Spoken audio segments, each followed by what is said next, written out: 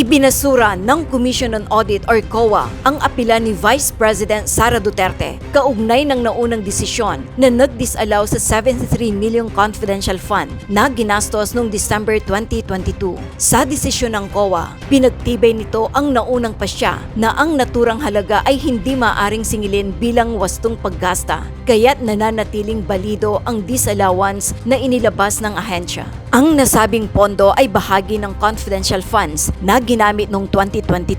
Ngunit ito ay naging paksa ng pagsusuri ng COA alinsunod sa umiiral na mga alituntunin sa paggastos ng pampublikong pondo. Posibleng umabot na sa antas ng probable cause ang mga aligasyon ng umano'y maling paggamit ng confidential funds laban kay Vice President Sara Duterte matapos pagtibayin ng Commission on Audit or COA ang Notice of Disallowance sa 73 million confidential expenses ng Office of the Vice President noong December 2022. Ayon sa ilang mambabatas, pinalalakas din ito ng hiwalay na 375 milyong disallowance para sa confidential expenses ng OVP sa tatlong quarters ng 2023. Sa pagdinig ng House Committee on Justice, sinabi ni panel Chairperson Representative Jervy Luisro, Bicol Saro Representative Terry Ridon at Manila 3rd District Representative Joel Chua na ang mga ulat ng COA ay nagbibigay bigat sa mga paratang ng irregularidad.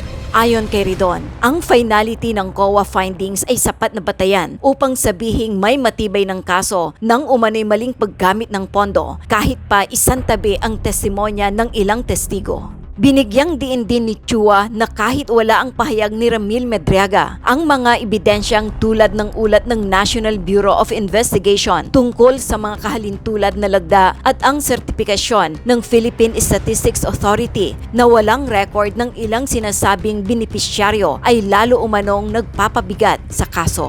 Dagdag pa niya, nasa panig na ng respondent ang patunay na umiiral ang mga naturang pangalan. Mariing itinanggi naman ito ni Vice President Sara Duterte ang mga akusasyon at sinasabing ito ay may motibong politikal. Patuloy namang iginiit ng House panel na layunin ng kanilang pagdinig ang pagtukoy lamang ng probable cause at hindi pa ito formal na paglilitis habang hinihigayat ang Vice Presidente na personal na sumagot sa mga aligasyon sa loob ng proseso ng komite. So it's clear that the consequence of the denial of the appeal and the issuance of the corresponding notices of disallowance is the obligation to restitute. In Filipino, ibalik ang pera. That is 73 million for the 2022 fourth quarter and 375 million for the 3 quarters of 2023. Any other clarificatory questions for Attorney Camora? The Honorable Abante, and then the Honorable De Lima. Gusto ko pong maintindihan, yung dapat isole ng OVP 375 million, Attorney? Yun po ba ang dapat isole? Based on Yung ba the yung index. dinenay ninyo? Based on the notice of disallowance, opo. Okay, pero kinakailangan ba nilang sagutin by an appeal, right? Then afterwards, kinakailangan ng ibalik kung halimbawa yung appeal nilang ginawa, dininay nyo na naman. Correct? Yes, Madam Chair. Ano yung timeline ng pagsoli ng mga pera? Madam Chair, After the last appeal. Last appeal na ba yun? Yung ia-appeal nila? Is that the last appeal? they can resort pa po they can resort po to the courts. Ano yun? Is it a continuing appeal? Ano ba yun? No, it's not a continuing appeal po. Ano yun? Sa Supreme Court na po. Petition Supreme for... Court na. So, hindi kayo pupunta ng ombudsman para i-demanda na. Ganun. No, Madam Chair. Kayo mismo ang pupunta ng Supreme Court? O sila? Sila po. Sila? Sila po ang mag... Okay. Ngayon, itong 375 million na ito, Honorable Abante, please be reminded to confine your questions to clarificatory only. Madam Chair, I am actually looking at the statement given by Attorney Cabrera on the fourth impeachment complaint. Siya po yung sumagot ng Supreme Court, hindi po ako eh. All right. Okay. So, ang gusto ko lang maintindihan dito, for example, yung notice of disallowance, disallowing 73,287,000 na mga expenditure na itemize nila. For example, like 10 million cash rewards, 34,807 various goods, 24,930 medicines. Yun po ang pagkakasulat nila. Opo, Madam Chair. So hindi nyo na sinabi kung ano yung itemized pa ng various goods at ng medicines. It was all lumped sa payment of rewards po. Nasa payment of reward. Yes, Madam Chair. Okay, ngayon, itong 375 million, na 125 million per quarter, yun po ba, kasama na, in-itemize na po nila yan? O yun lang 73 million ang itemized? Naka-itemize po yung Naka-itemize submissions. lahat? Yes, Madam Chair. Alright. So, ibig sabihin yan, sabi mo kanina, hindi continuing appeal yan, kundi ilang appeal ang dapat nilang gawin? It's na po, certiorari na po with the Supreme Court. Ganun na maaari mangyari. Alright, yun lamang po, Madam Chair. Thank you, Honorable Abante. Next is Honorable De Lima. Thank you, Madam Chair. Paglilinaw rin po. So, malinaw po sa atin na yung notice of disallowance ng COA-ICFAO sa confidential expenses ng OVP for the period of December 21 to 31, 2022 in the amount of 73,287,000 pesos ay inaffirm. Ibig sabihin yung appeal ni VP Sara ay binasura ng Commission proper. Tama po, Tama Madam po. Chair.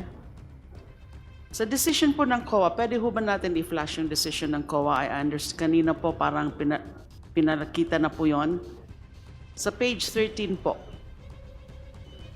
We are not certain about the copy of the decision, Honorable De Lima, so perhaps we will be waiting until the submission of the Honorable Camora, Oh, okay. So of Attorney cannot, Camora. so we cannot yet. We Yes. cannot yet be Yes. citing certain provisions Yes. in the Until we receive the official copy of the decision and the notices of disallowance.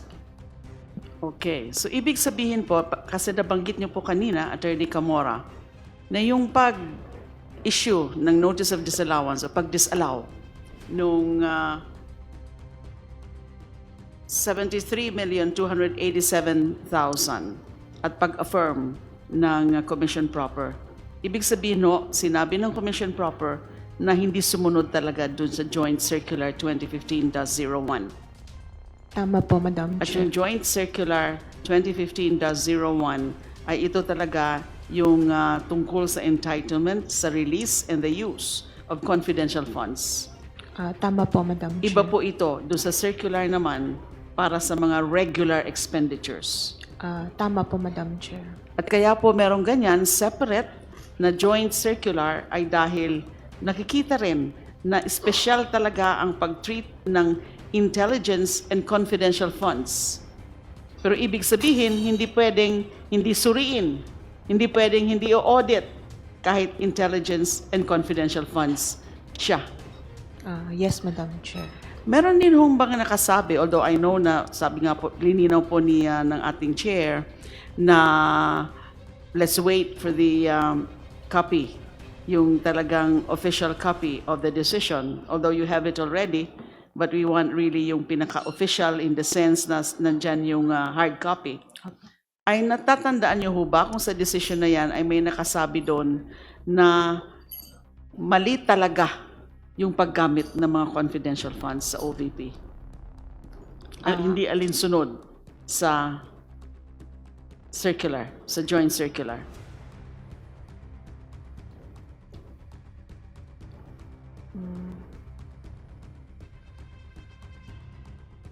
Madam Chair, it's... sandali lang po ulit. Hindi sa mga tamang gamit ng confidential funds as prescribed under the joint circular.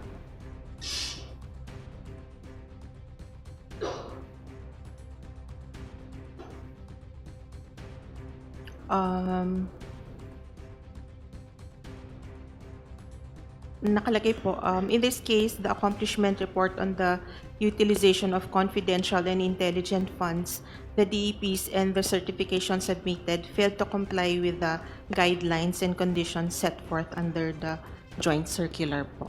Tama rin po ba ang isipin na kapag sinabing failed to comply with the requirements or the requirements and the joint circular there is a misuse of the confidential funds?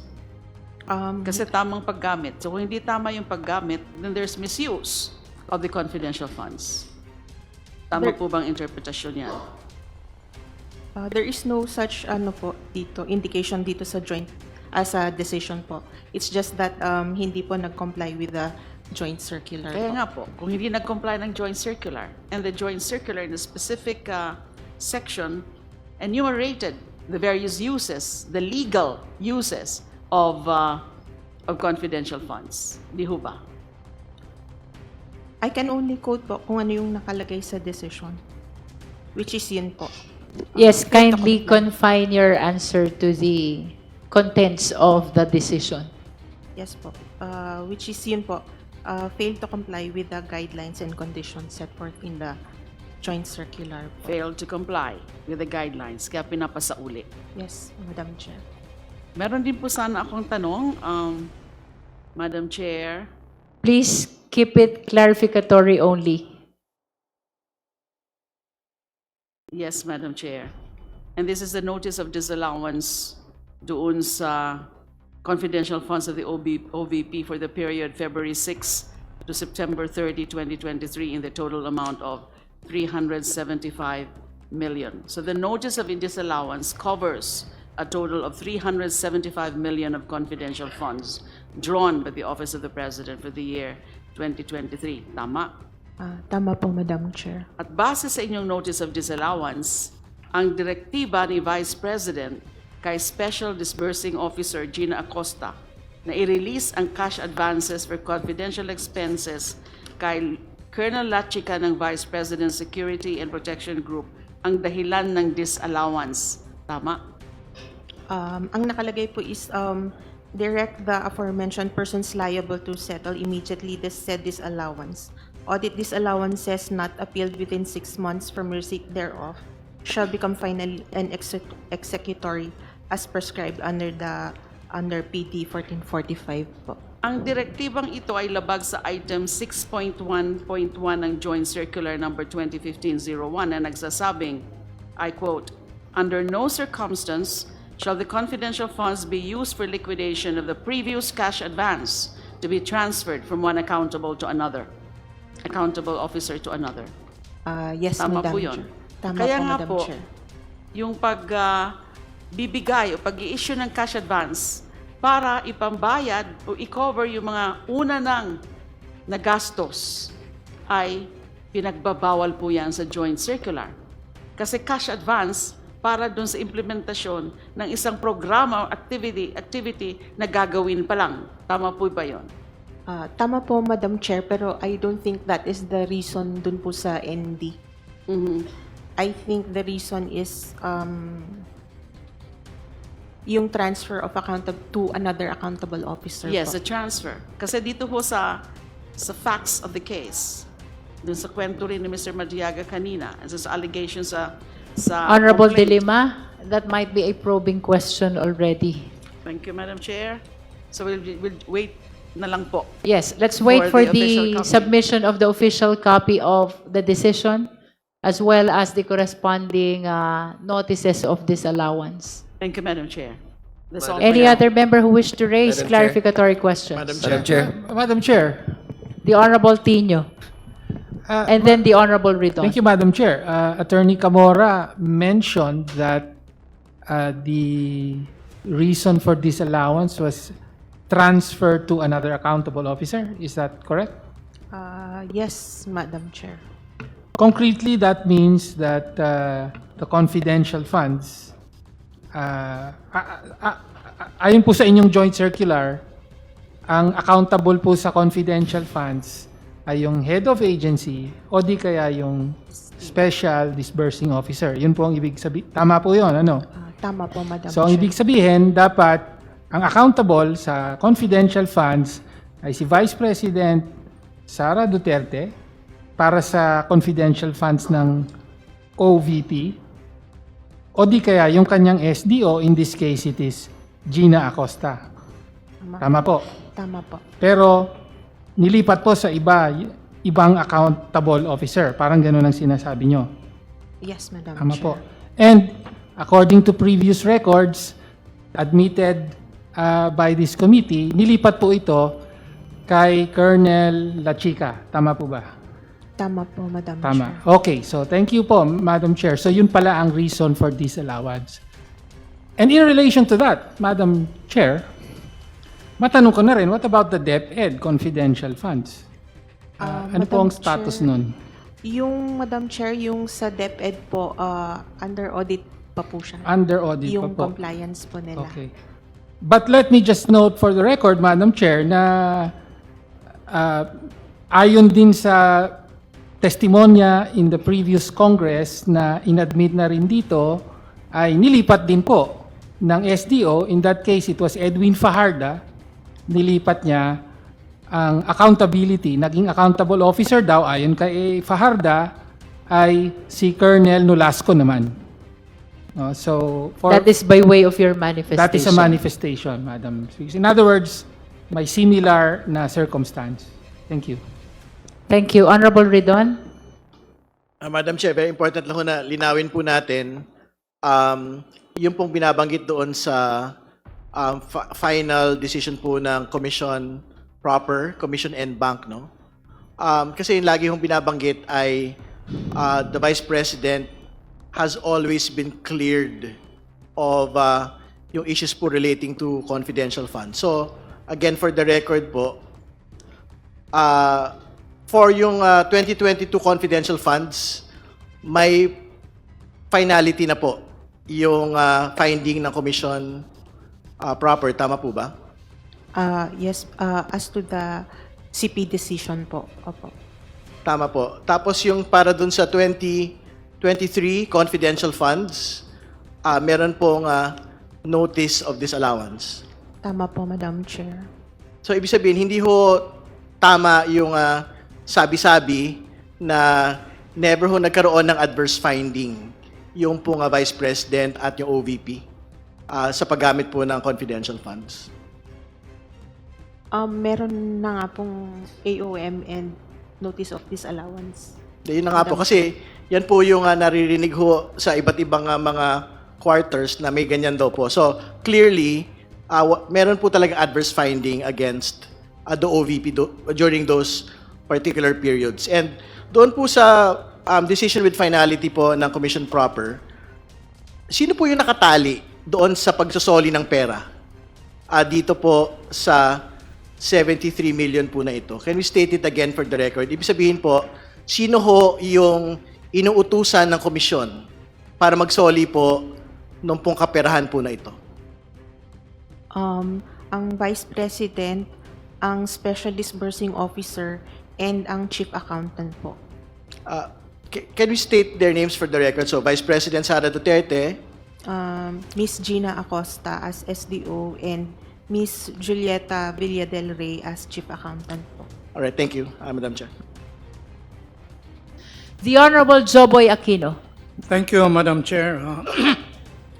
If I may direct my clarificatory questions to Attorney Camora relating to certain issues on the confidential funds and what the Cabrera complaint describes as implausible expenditures and documentary irregularities. But before that, I believe, Attorney Camora, that you were subpoenaed not only to testify, but to bring along with you the documents requested for the subpoena. Do you have them with you? Yes, Mr. Chair. Madam Chair. Thank you, Madam Chair. Attorney Camora, let me refer to what paragraph 49 of the Cabrera complaints calls rapid liquidation. Can you confirm that the entire 125 million pesos was purportedly disbursed and liquidated in just 11 days, including multiple non-working holidays? Yes, Madam Chair, based on the documents submitted.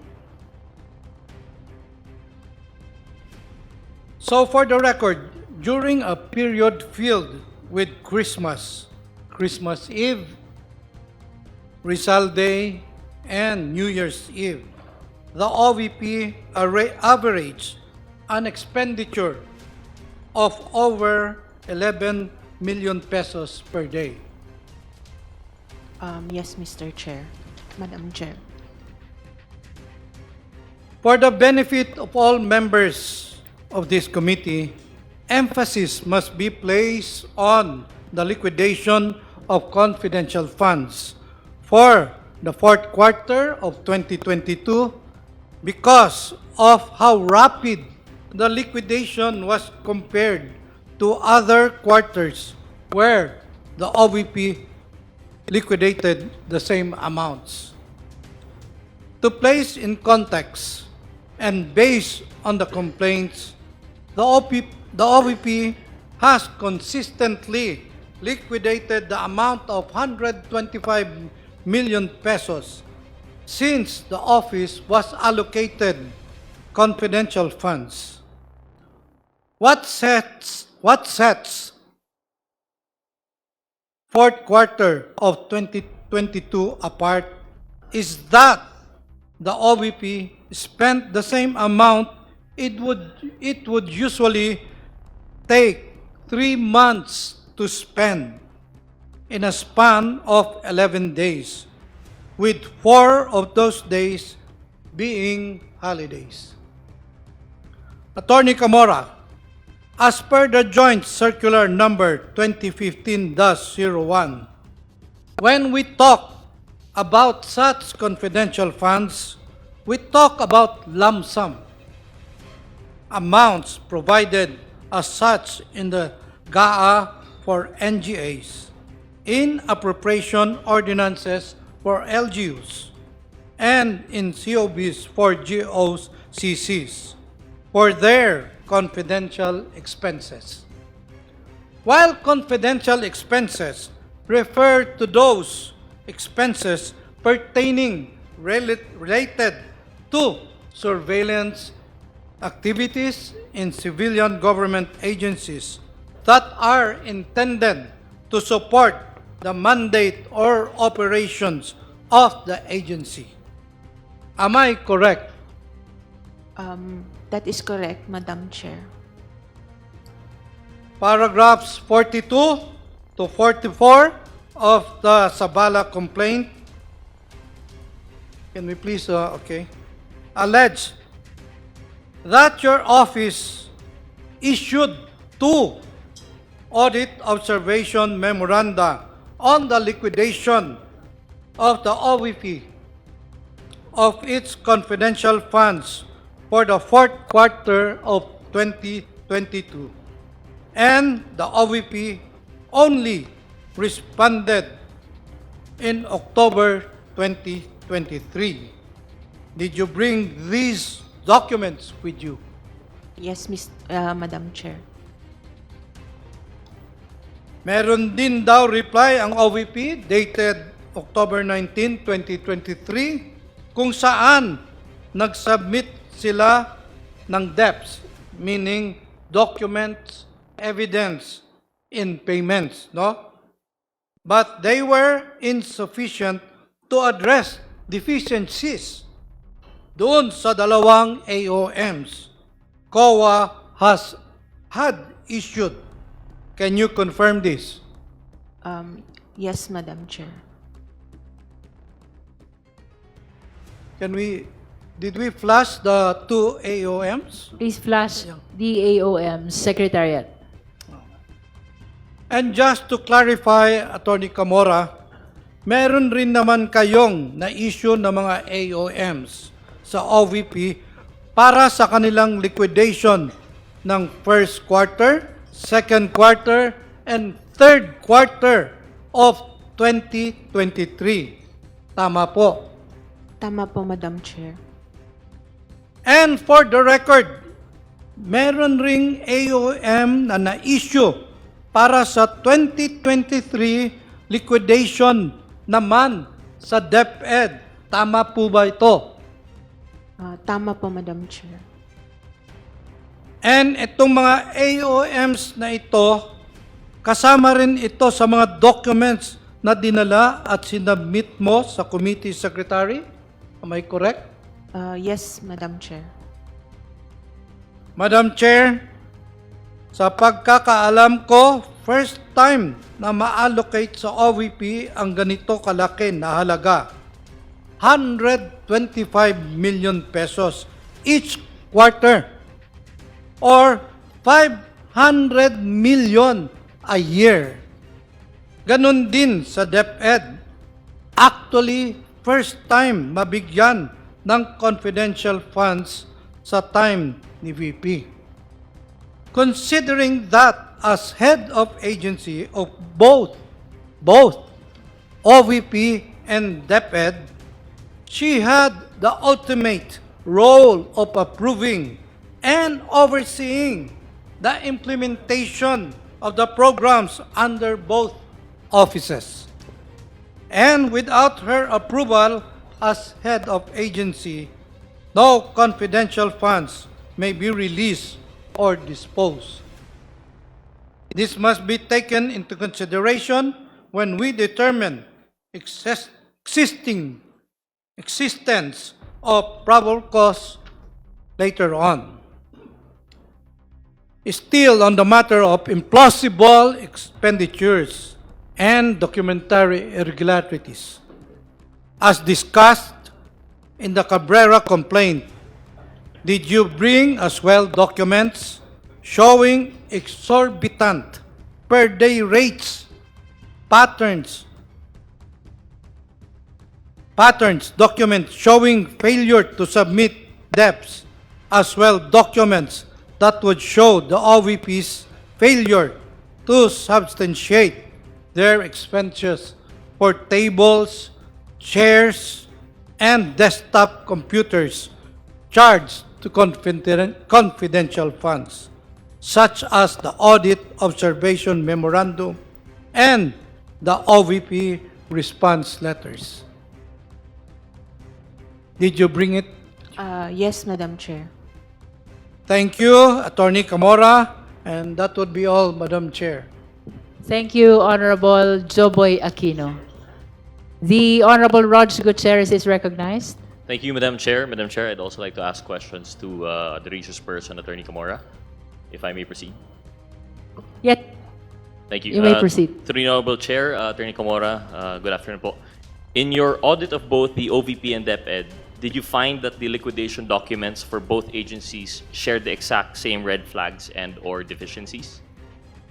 Yes, Madam Chair. Yes, there were similarities po. Yes, there were similarities po. Thank you, Madam Chair. As publicized in your own website, an unqualified opinion is defined as an opinion issued when the auditor concludes that the financial statements are prepared in all material respects in accordance with the applicable financial reporting framework. Can you confirm that an unqualified opinion merely affirms that an agency complies with the core rules on how reporting of expenses should be made, but whether that agency indeed used the funds in accordance with law is another matter? Let me check the COA website po. Yes po. So we have that affirmation po. Unqualified opinion, Madam Chair. Yes, the unqualified opinion. I'll just rephrase po, no? The unqualified opinion merely affirms that an agency complies with core rules on how reporting of expenses should be made. But whether that agency indeed used the funds in accordance with law is another matter. Yes, Madam Chair. Madam Chair, there was a mention of notice of disallowance and a pending appeal, and if I recall correctly during previous hearings, the VP repeatedly stated during various media interviews that she filed an appeal in relation to the COA findings in the notice of disallowance issued. And I recall, I think part of the subpoena was that you were to bring all the documents. What is the subject of this appeal, Attorney Camora? Our notice of disallowance for the fourth quarter of 2022, Madam Chair. Fourth quarter of 2022, this would be OVP kasi wala Yes, pang debit po. No? OVP po. So, Attorney Camora, ano po yung status ng appeal na ito? Madam Chair, the Commission Proper of the COA has already decided on the appeal po. Can you say that again, Attorney Camora? The Commission Proper has decided on the appeal na po. The Commission and Bank has Commission- decided already on the appeal. Commission Proper po. The Commission proper has decided already on the appeal. Yes, Madam Chair. Okay. You may continue, Honorable Gutierrez. Thank you, Madam Chair. This is a development po, no? Kasi last time wala pa. So, meron na palang decision. Do you have a copy of this decision, Madam Chair? I have a copy po, and although hindi po namin siya nasama sa submissions for today, we could give yung digital copies po. Madam Chair, ano po yung finding ng COA dito? They affirmed our disallowance po. Madam Chair, since you have the copy on hand anyway, can you please read the dispositive portion of the ruling?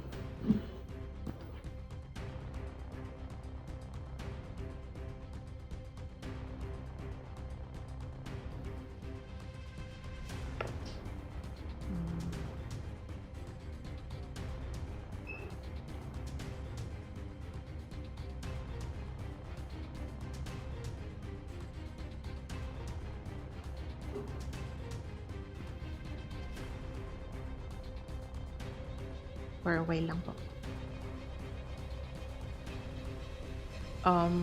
Wherefore, the petition for review treated as appeal of Ms. Sara Z. Duterte, Vice President, Ms. Gina Acosta, Special Dispersing Officer, and Ms. Julieta L. Villa del Rey, Chief Accountant, Office of the Vice President, is hereby denied. Accordingly, Commission on Audit, Intelligence and Confidential Funds, Audit Office, Notice of Disallowance Number 2024-002-100 for 2022, dated August 8, 2024, on the confidential expenses of the OVP for the period from December 21 to 31, 2022, in the amount of 73,287,000 is affirmed. Signed by the chairperson and the commissioners. Thank you, Madam Chair. And Madam Chair, just to clarify, this means that the COA affirmed the notice of disallowance number 2024-002-100. Yes, Madam Chair. And this notice of disallowance number 2024-002-100 was on the confidential expenses of the OVP for the period from December 21 to 31, 2022, which disallowed the amount of 69,787,000 for the purchase of rewards and 3,500,000 for the purchase of tables, chairs, desktop computers, and printers. Yes, Madam Chair. Will you also confirm, Madam Chair, that the OVP did not present the details or breakdown of the confidential expenses and the narration of the success of the information gathering and/or surveillance activities which were conducted? Yes, Madam Chair. So, Madam Chair, can you confirm that since the OVP failed to prove the relationship between their submitted DEPs and the purpose for which they allege to have spent the same, can we conclude that all these DEPs are fraudulent and fabricated? It just means po that they did not comply with the joint circular. Just did not comply. Okay. We'll take that as it is, Madam Chair. Madam Chair, it further states that the official receipts or sales invoices are required as documentary evidence of payment and not merely acknowledged receipts. Can you confirm this, Madam Chair? Yes, Madam Chair. So, Madam Chair, does that mean that official receipts or sales invoices are required to prove that the purpose for said expenses was related to confidential funds?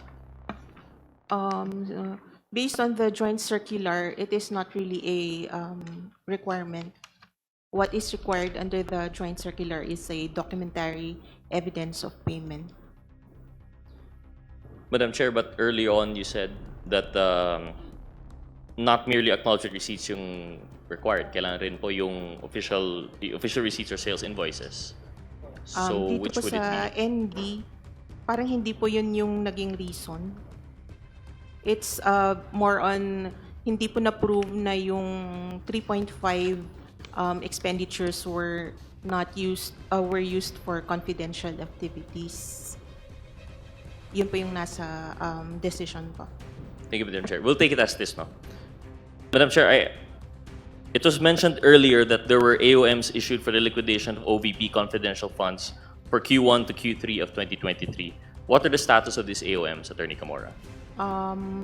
For the first 2 quarters, for all 3 quarters, Madam Chair, we have issued a notice of disallowance. Can you repeat that, Attorney Camora? The question is about the AOM of OVP for the first, second, and third quarter of 2023. What is the status of that AOM? Yes, Madam Chair. We have already issued the ND for the 3 quarters. Which means that the COA sustained the observation in AOM. Yes, Madam Chair. It means po na their compliance, we still did not deem their compliance sufficient. Which means that your observation is they violated the joint circular. Yes, because Madam you Chair. issued the notices of disallowance. Yes, Madam Chair. Yes. Honorable Gutierrez, you may proceed. Madam Chair, if I recall correctly, during the previous hearings, we were still at the stage that they were waiting for a reply. So this would mean nag-reply na po yung office and there was actually a notice of disallowance already. Yes, That just Madam confirming po what the Madam Chair said. So may we know, Madam Chair, on what ground the notice of disallowances were issued? Madam Chair, I don't have a copy right now of the ND. Madam Chair, so you don't have a copy of the notice of disallowance right now? We don't have a copy yet po. We will furnish na lang po the House with the succeeding days the copy of the notice of disallowance. Okay, Madam Chair. Ideally, we would be able to clarify po, no? Yes. Yung notice of disallowance. This is a development much related to our proceedings and related to our clarificatory questions for For the probable record, cause. we are requesting Attorney Camora to submit to the committee Yes, within the Madam period of 3 days from today the copy of the denial of the appeal with respect to the fourth quarter of 2022 of the CF of OVP, as well as the copy of the notices of disallowance pertaining to the first, second, and third quarter of 2023 CF, likewise of the OVP. That is for the record. Honorable Gutierrez. Well, Madam Chair, after all, we're limited to clarificatory questions lang naman. I'll just leave it at there. Thank you po, Attorney Camora. Thank you, Madam Chair. Any other justice members who wish to raise question to Attorney Camora? Madam Chair, may I be allowed? The Honorable Jokno is recognized. Just to be clear on this, when there is a notice of disallowance, this is based on the Joint Circular 2015-01 on the use of confidential funds. Am I right? Yes, Madam Chair. And once a notice of disallowance is issued and then later affirmed on appeal, there now gives rise to an obligation on the part of the persons responsible to restitute the amount. Is that correct? Yes, Madam Chair, when it becomes final. Who were those who were held liable in the notices of disallowance that were subject of appeal that you just mentioned? The Vice President as head of agency, the SDO, Ms. Gina Acosta, the accountant, Ms. Villa Del Rey, and Colonel La Chica. So ang ibig po sabihin yan ay sa mata ng COA, yung mga pondong yon, yung mga confidential funds na yon, ay dapat ibabalik ng mga nabanggit yung opisyal, beginning with Vice President Duterte and the others that you mentioned, dahil nga walang naging basehan sa kanilang paggamit. Am I correct? Yes, Madam Chair. Oh, that's a very interesting development, Madam Chair. clarification po. Sure po. Yung sa NDs po issued by the ICFAO, it's more on hindi po na-comply ang requirements ng Joint Circular 2015 po.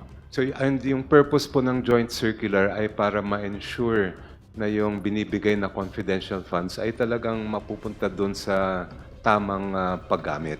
It's properly documented po. Opo.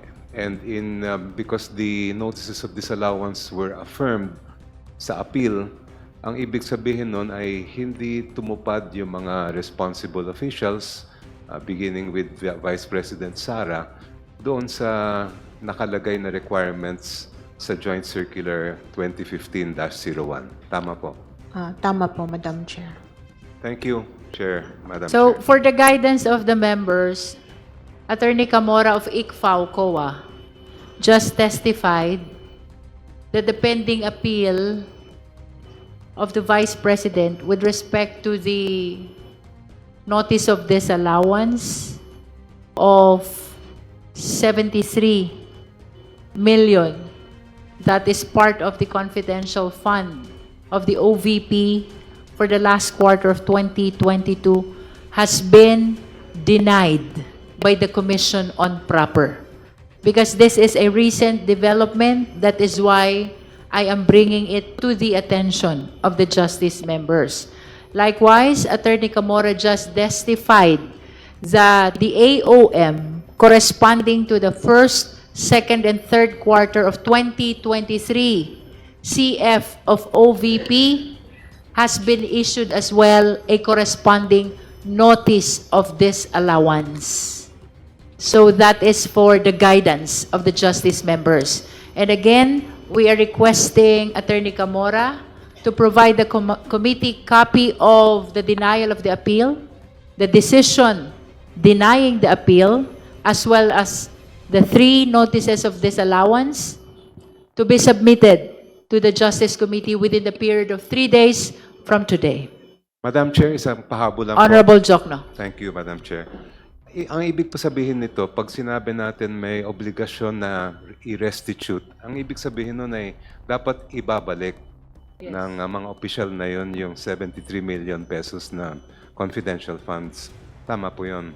Tama po, Madam Chair. And they are in effect liable for that fund and they must return it to the government dahil public funds po yan. Yes, Madam Chair. Thank you, Madam Does Chair. that answer apply also to the denial of the appeal? Since na-deny yung appeal sa fourth quarter ng 2022, does it warrant also the restitution, automatic restitution of the amount? Madam Chair, let me clarify po. Kung yung ND hindi pa po, but yung affirmed na po yung ND, yun pa yung final ng COA. Yes. So with the affirmation of the notice of disallowance, yun bang naging kasagutan mo kay Congressman Jokno applies as well? About the restitution, ang pagbabalik ng concerned amount. As to yung denied na appeal na po, yes. Yes, that is For 73 restitution. million. Yes, Madam Chair. Yes. Madam Chair. Okay. Madam Chair, The Honorable Tino. clarificatory question. So, bagong development nga po na denied yung appeal. So, therefore, yung 125 million or 73 million doon sa 125 million noong December 22, last quarter ng 2022, kailangan ng isole dahil meron na pong denial nung appeal sa notice of disallowance. Tapos sabi nyo, bago rin ito, Madam Chair, na nag-issue ang ICFAO, tama po ba, ng notice of disallowance para sa 3 quarter, para sa paggamit ng confidential funds sa 3 quarter ng 2023, the first 3 quarters. Tama po? Tama po, Madam Chair. Okay. At magkano po yung amount? Yung po bang buong, kasi per quarter, hindi po ba ang nire-release at ino-audit nyo ay 125 million na confidential funds. So, yung notice of disallowance says for the 3 quarters ay para ba dun sa buong 125 million or partial lang po? It's for the entire 375 million na po. It's Yung for the- three okay. quarters. So it's for the entire 375 million pesos. So yung buong confidential funds na po. Yes, Tama. Madam Chair. Okay, very clear. Pero ngayon, kayo ang nag-issue, may appeal na po ba? They have 180 days to appeal the ND They have po. 180 days to appeal. Okay. So thank you for that information. So Madam Chair, ulit. So a total of 375 million pesos of confidential funds of the Office of the Vice President has been disallowed by the ICFAO of COA. Thank you. All right. All right. So if there are no other questions for the resource person from COA, then we will be directing the COMSEC to call again the Vice President to make sure that we extend the continuing opportunity for her to present her evidence. COMSEC, Madam Chair, the Honorable Nasal, just a quick manifestation. you would like to manifest? Yes, ma'am. Okay, please proceed. I respectfully manifest for the record, on the fourth quarter 2022 disallowance, the 73.2 million ND is not yet final. Subject pa po ito to reconsideration and judicial review. Kaya hindi pa po ito pwede maging basis ng definitive finding of misuse. On the 2023 disallowances, the appeal period is still running. These findings are not yet final and stayed ang execution. Premature po to treat them as impeachable acts habang ini-exhaust pa ang remedies. And on the nature of the notice of disallowances, a notice of disallowance is an administrative audit finding, often involving procedural deficiencies. Hindi ito equivalent to a finding of corruption. I so manifest, Madam Chair. Thank you. While we respect the Honorable Nasal in his manifestation, just for the guidance of the justice members, our standard is merely probable cause. So I think it is inconsistent to wait until the final pronouncement of the Supreme Court on the allegations of misuse of confidential fund before we are able to determine the existence or non-existence of probable cause. Let us be guided that the standard which we need to meet is only probable cause. Madam Chair, The Honorable Dilima. if I may add, the possibility of reconsideration, just like the possibility of reversal of the notice of disallowance of the ICFAO, the reversal by the Commission proper, is almost nil. Because these are findings, we are talking here about the same findings, the same standards as prescribed in the joint circular. So that's one point, that's first point. My first point is that it's next to impossibility that there will be reconsideration of the Commission proper. Secondly, this is an impeachment proceedings, a separate, a sui generis constitutional process, and therefore, as mentioned by the Chair, by the Honorable Chair, we need not wait for any so-called final ruling of the Commission proper, because the facts and the findings of the ICFAO are before us, and we have our own standards to follow at this stage of the proceedings, and that is probable cause based on those documents in relation to official guidelines like the Joint Circular 2015-01. Thank you. All right. Then we proceed to our directive to the committee secretary to call the respondent to give her the opportunity to present evidence, including counter evidence to the evidence presented by COA. COMSEC. May we know if the respondent vice president is present today? The respondent is not present today, Madam Chair. Let it be part of our record that we called again the Vice President so that she may be, so that an oath may be administered on her, and so she may be allowed to present her evidence, but up to this time, she hasn't arrived to our impeachment hearing. With that, we are soliciting the necessary motion. Madam Chair, Honorable Gutierrez. I move to excuse the representative of COA. Let me just remind first Attorney Camora of our request for submission of the official copy of the decision denying the appeal that is for the last quarter of 2022 notice of disallowance of OVP, and then the official copy of notices of disallowance for first to third quarter of 2023 OVP confidential fund. Yes, Madam Chair. Madam Chair, clarification lang po. Honorable De Lima. Inquiry. Okay, so our resource person here, Attorney Camora, is asked to submit the official copy of the Commission Yes. proper decision. Does that mean that we're also requiring her to reappear before this hearing, before this proceedings? I understand that we have raised enough clarificatory questions already. So we just need to satisfy ourselves with the official copy of the documents which she mentioned. So Yes. we don't need to require her to attend on the next hearing. She satisfied already all our clarificatory questions. What the committee needs are only the official copies of the decision of the commission proper, as well as the notices of disallowance. Thank you, Madam Chair. With that, there's a motion to excuse Attorney Camora of ICFAO COA. Is there a second? The same has been seconded. Any objection? Hearing none, the motion is approved. Attorney Camora is excused. Maraming salamat po for spending time with the committee. The floor is now open for clarificatory questions to our last resource person for the day, Attorney Poa. Any member? The Honorable Tino. Maraming salamat, Madam Chair. So, if I may address my questions to the Attorney Poa.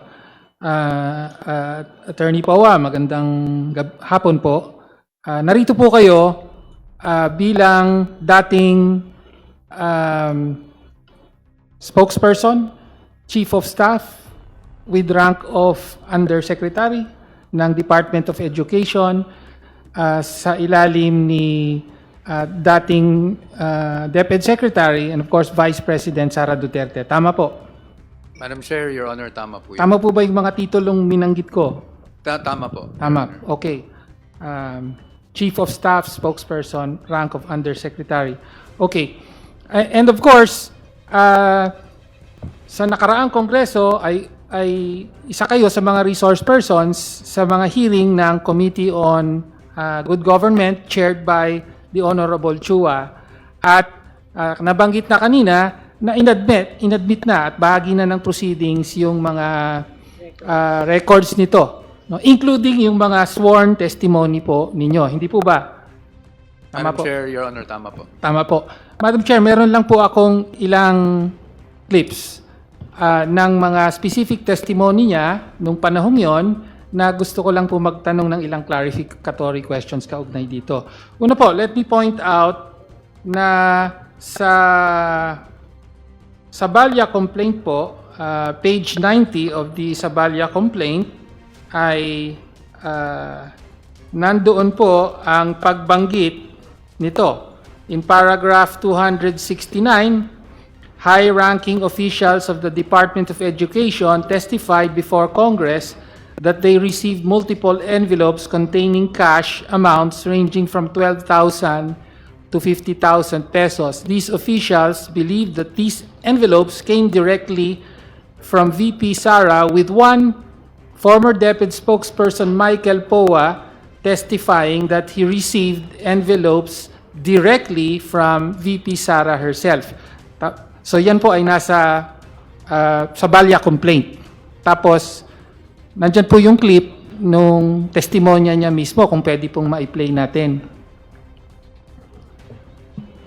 May we know from the committee secretariat if the video of Attorney Poa admitting to having received that envelope with certain amount of money is already available?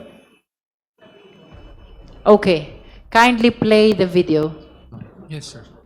When I was Hope, sir, I became Hope. No, I can categorically say I was not able to receive a single envelope at all. But do remember sometime December 2022 or early December, I did receive an envelope, just minimal amount.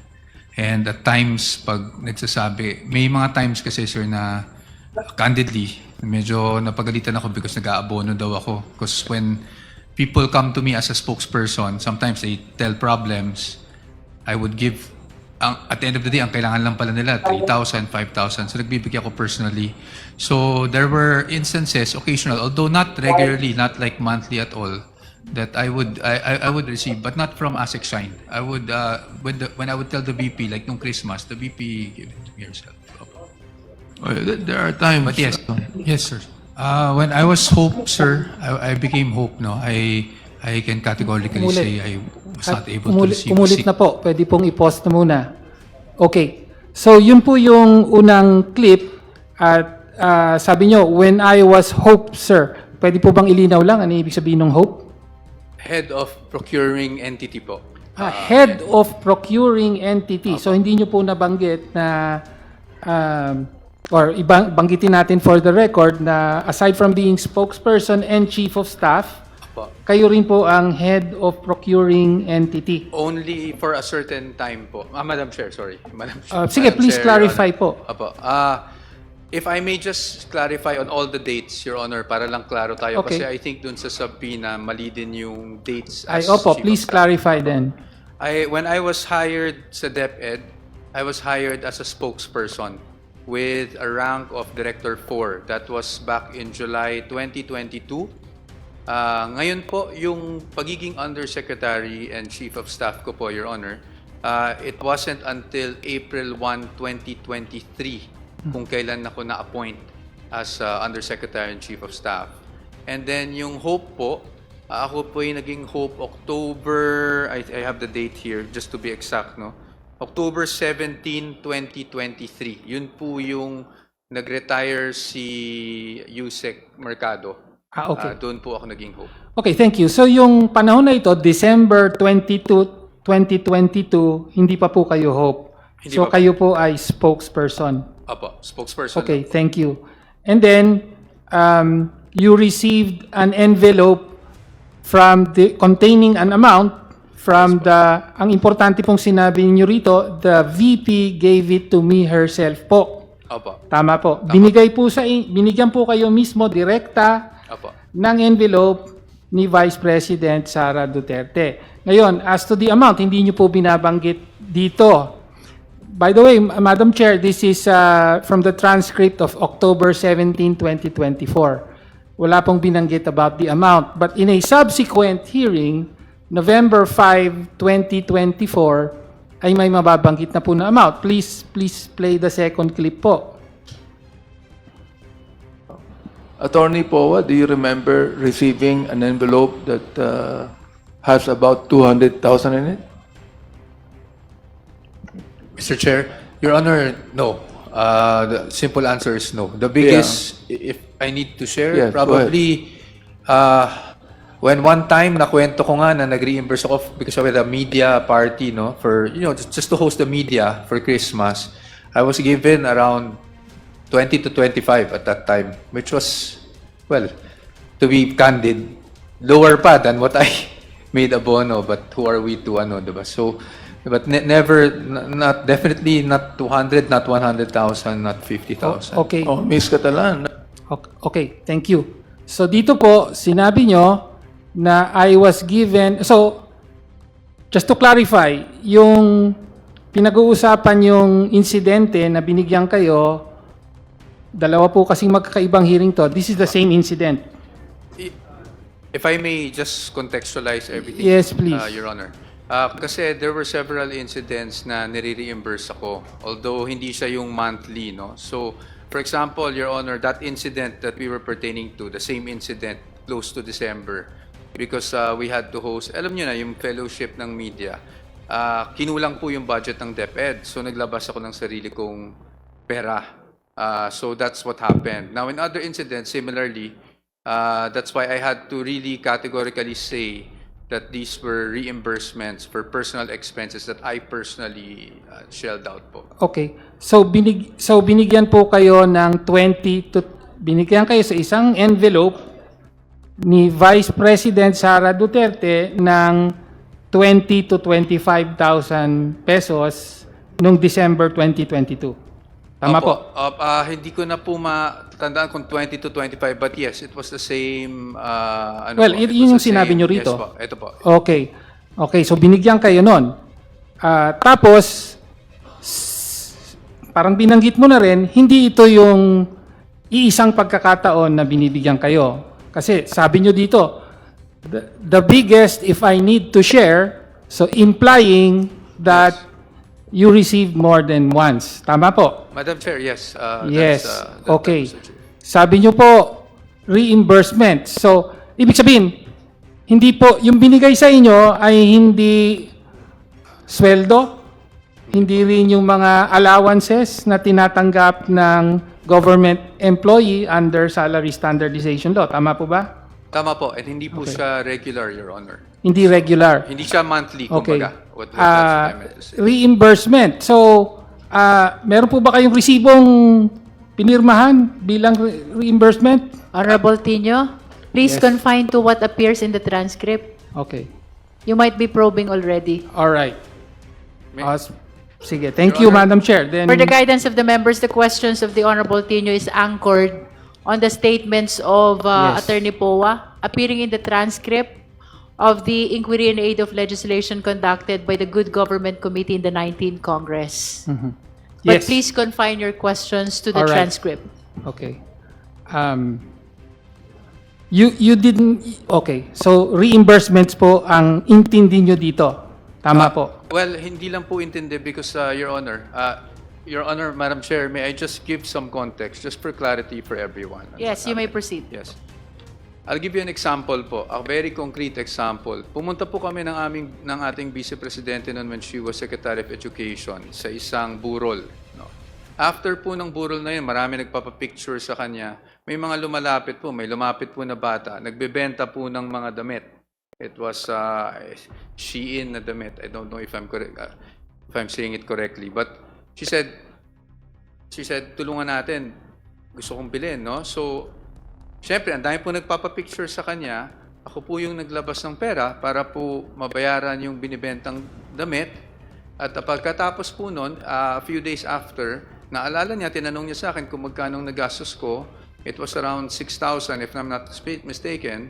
Binalik po niya sa akin yung 6,000. Ganun po yung nature ng... Okay. That's why I keep on saying reimbursement. Thank you, Madam Chair. I was asking kung may resibo po ba dun sa reimbursement to determine whether or not government funds were used. Your question about the receipt how- is probing already. However, since these are probing questions, ipaubayan na po natin yan Yes. sa ibang venue. After if all, ever. our standard is merely probable cause. Thank you, Madam Chair. Okay. So yun po yung unang tanong. Ngayon, kaugnay naman po sa confidential funds. Dahil po sa Annex U ng Sabalia complaint, ay yan po yung reply ng DepEd. Okay, Annex U.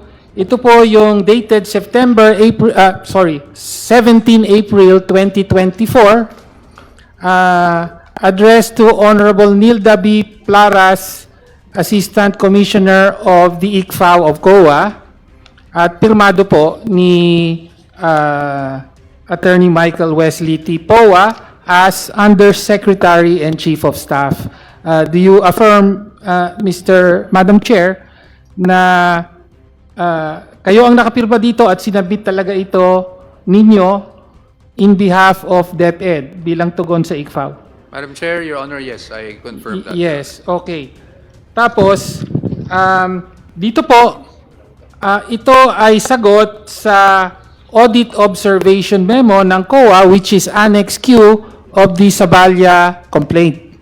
No, ito naman po yung Audit Observation Memorandum ng COA dated February 1, 2024, AOM number 2024-015.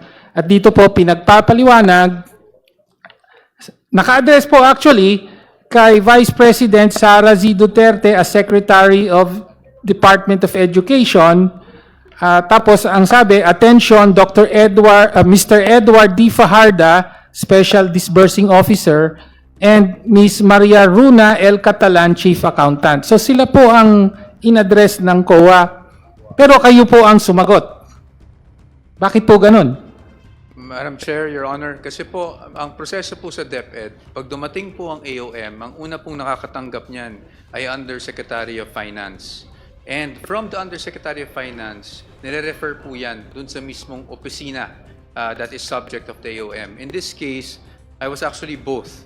Because noong pong I think we received it Feb 1 or Feb 2, ako po ay OIC Undersecretary of Finance dahil nasuspended po ng Ombudsman yung Undersecretary of Finance nung panahon na yon. At ako po yung Undersecretary of Finance at nagkataon, ako rin po kasi yung head ng OSEC at that time, of course, aside from the Vice President. So sumagot kayo bilang head ng OSEC, Office of the Secretary, dahil naka-address kay Secretary Vice President Sara Duterte. That's correct. And also you happen to be the OIC Undersecretary of Finance. Okay. Ngayon, bahagi po, so yung COA nga po nagpapalinaw dahil sa tingin nila may mga, sabi ng COA, parang questionable expenses na hindi alinsunod sa Joint Circular on Confidential Funds. Tama po ba? If I may be accurate, Madam Chair, Your Honor, humihingi po ng mga documentation. Ang sinasabi po ng COA, lacking po sa supporting documents yung mga naging submission ng DepEd prior to the AOM. Well, isa lang po yun sa mga sinabi ng COA sa AOM. Merong kulang ng dokumento, pero meron din pong mga kine-question na expenses. So for example, sa accomplishment report nyo, sabi nyo, meron kayong binanggit na payment of incentives or traveling relative to the confidential operations.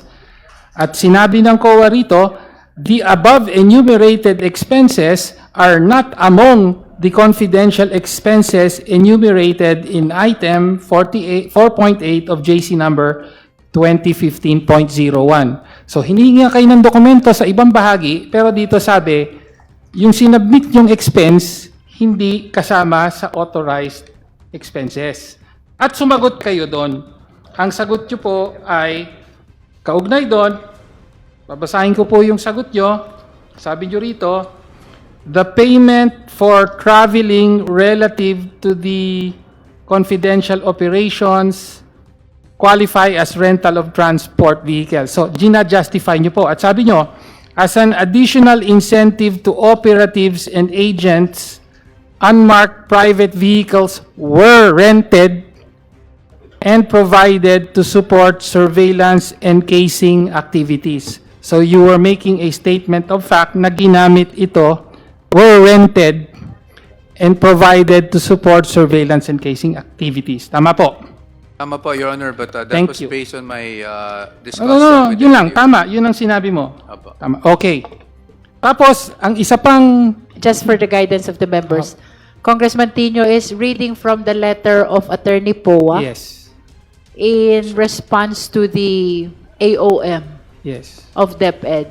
Yes, Your Yes. Honor. And that letter is part of the documents which were submitted to us by COA, as well as part of the documents submitted to us by the head of the Legislative Archive.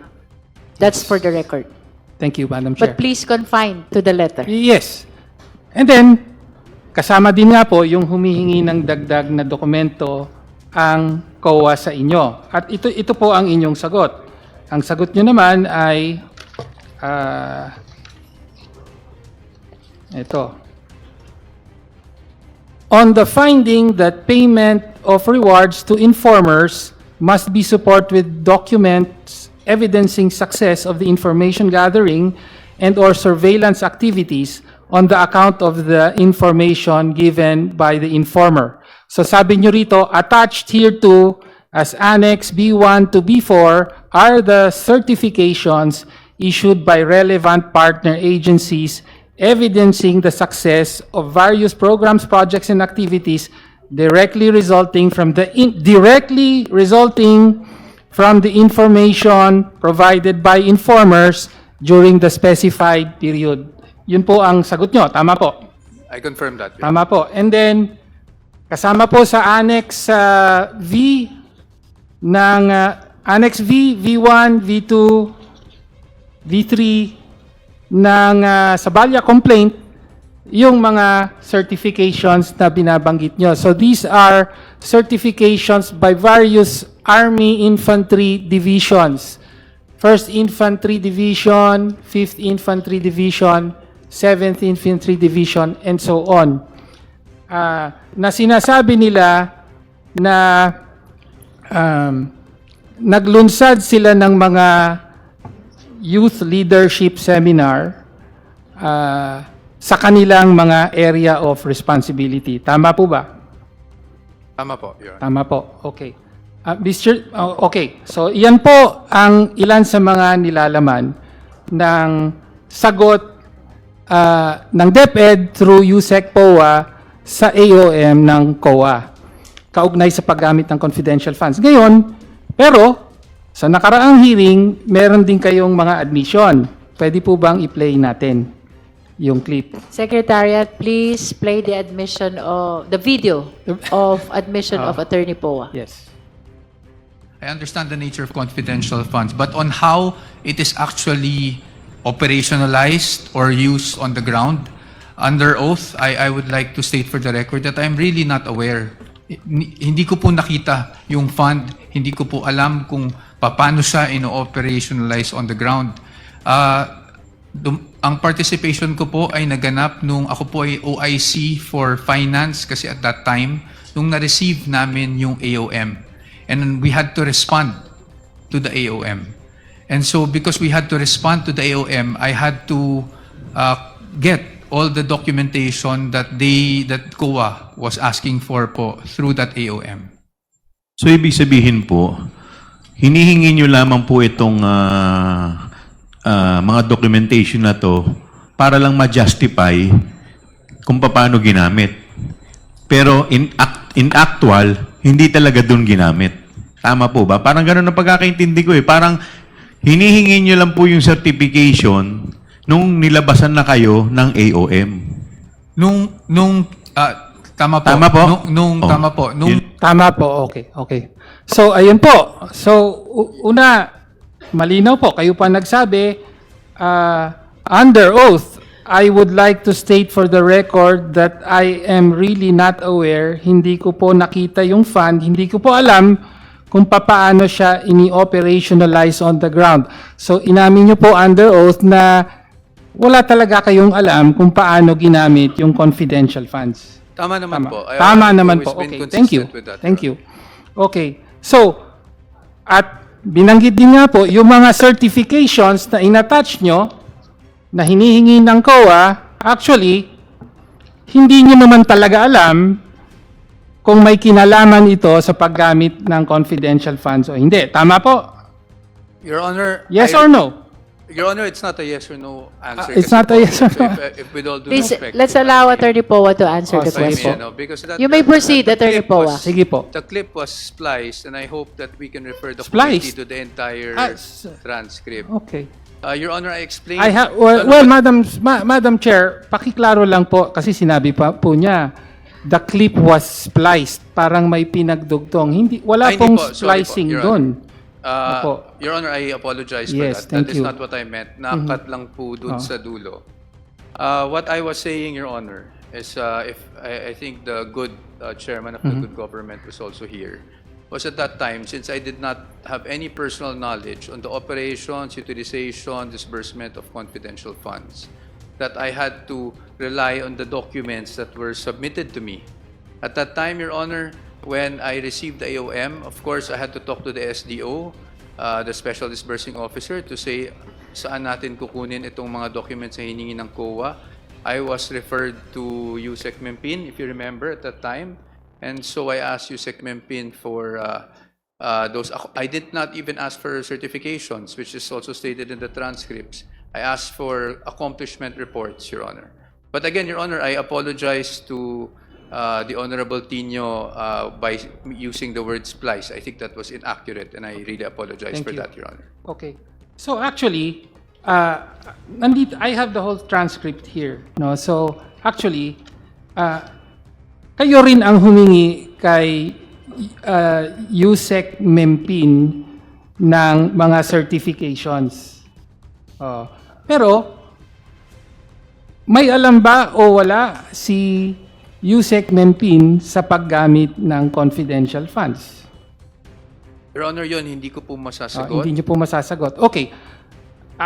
My manifestation is that as per the COA guidelines, ang may alam lang po ng kaya nga confidential funds, ang may alam lang po ng paggamit ng confidential funds ay ang Vice President as head of agency or the Special Disbursing Officer. At si Yusek Mempin, siya po ba ang Special Disbursing Officer? Hindi po. Hindi Your po. Honor. So, imposible rin na may alam si Yusek Mempin dito. So, in other words, to conclude, Madam Chair, ang nais po lang nating mailinaw dito ay gumawa kayo ng sagot sa mga paglilinaw na hinihingi ng COA sa kung paano ginamit ang confidential funds ng DepEd. Sumagot kayo kahit aminado kayo ngayon na wala talaga kayong kaalam-alam sa kung paano ito ginamit. That is Tama a po ba? manifestation, Congressman Tino. You should not be raising that question to Attorney Poa. Okay. Make Then- it a manifestation Thank instead. you. That was a rhetorical manifestation, Madam Chair. And with that, I conclude. Thank you, Madam Chair. All right. So, any other clarificatory questions for Attorney Poa? If there are none, we direct again the committee secretary to call again the Vice President to give her opportunity to present evidence. Comsec? May we know if the respondent Vice President is present today? The respondent is not present today, Madam Chair. Let it be part of the record that we called again the Vice President and she continues to be not around. The intention of calling her is to extend the continuing opportunity to present her evidence, including counter evidence to the testimony that was given by Attorney Michael Poa. May I solicit the necessary motion to excuse Attorney Michael Poa? Madam Chair, I move The to Honorable excuse Gutierrez. Attorney Poe from today's hearings. Yes, there's a motion to excuse Attorney Poa. The same has been seconded. Any objection? Hearing none, the motion is granted. Thank you, Your Attorney Honor. Michael Poa is excused. Maraming salamat po Maraming for spending time with the committee. Thank you po, Your Honor. Thank you. Are there any other matters the members wish to discuss? Chair, The Honorable Dilima. I wish to make a motion, Madam Chair. Yes, the committee is ready to hear your motion. I respectfully move for the issuance of subpoena ad testificandum and duces tecum to former Senator Antonio Trillanes IV, requiring him to appear at the next hearing on April 22, 2026, and produce documents relative to unexplained or ill-gotten wealth and non-disclosure of assets in the salens of the Vice President. May I briefly explain? On the matter of unexplained or ill-gotten wealth and non-disclosure of assets in the salens of the Vice President, the testimony and the documents from Senator Trillanes will be very relevant. Senator Trillanes was cited in the Sabali et al. Complaint in relation to the specific allegation on VP Duterte's assets, specifically in footnote number 98 about those money deposited in bank accounts under her name and those that she jointly owns with her father, her husband, or her siblings.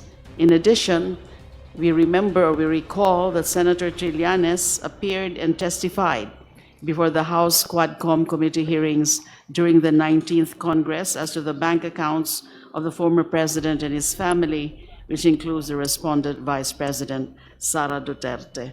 I so move, Madam Chair. There is a motion to issue subpoena to Senator Sonny Trillanes, Ad testificandum. including the production of documents. So this is ad testificandum and duces tecum. This is with regards to the allegation of unexplained wealth of the Vice President. Second, Madam Chair. The motion has been seconded. Is there any objection? Hearing none, the motion is approved. The committee is directed to issue the necessary subpoena ad testificandum to Senator Sonny Trillanes for him to appear on our next hearing on April 22, 2026 at 10 o'clock in the morning at the People's Center of the House of Representatives, as well as the issuance of subpoena duces tecum for the production of relevant documents to the allegations of unexplained wealth of the Vice President, likewise to be made available on the same schedule of the hearing.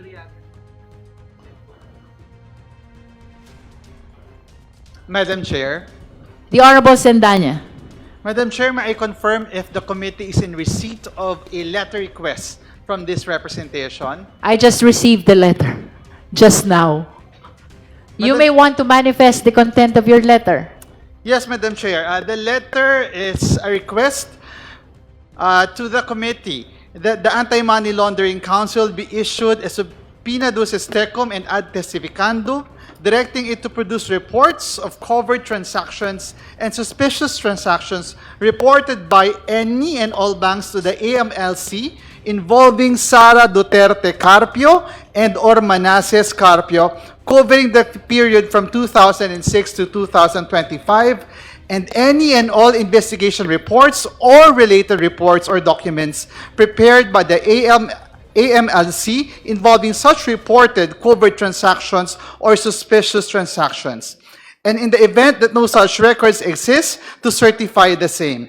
Additionally, I respectfully request that the respected documents be furnished to the Committee on Justice on or before the April 22, 2026 hearings to allow for prior review. I so move, Madam Chair. Second. There is a motion to issue subpoena ad testificandum to the Anti-Money Laundering Council to appear on our next hearing, that is April 22, 10 o'clock in the morning at the People's Center of the House of Representatives, as well as the issuance of subpoena duces tecum with respect to the AMLA reports of covered transactions and suspicious transactions reported by any and all banks involving Vice President Sara Duterte and or husband Manasseh Carpio, covering the period from 2006 to 2025, including all investigation reports or related reports or documents prepared by the AMLA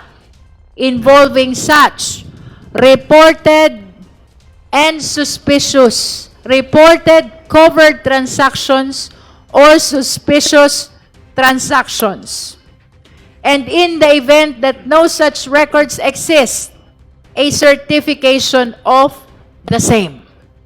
I heard that the same has been seconded Madam by the Chair. Honorable De Lima.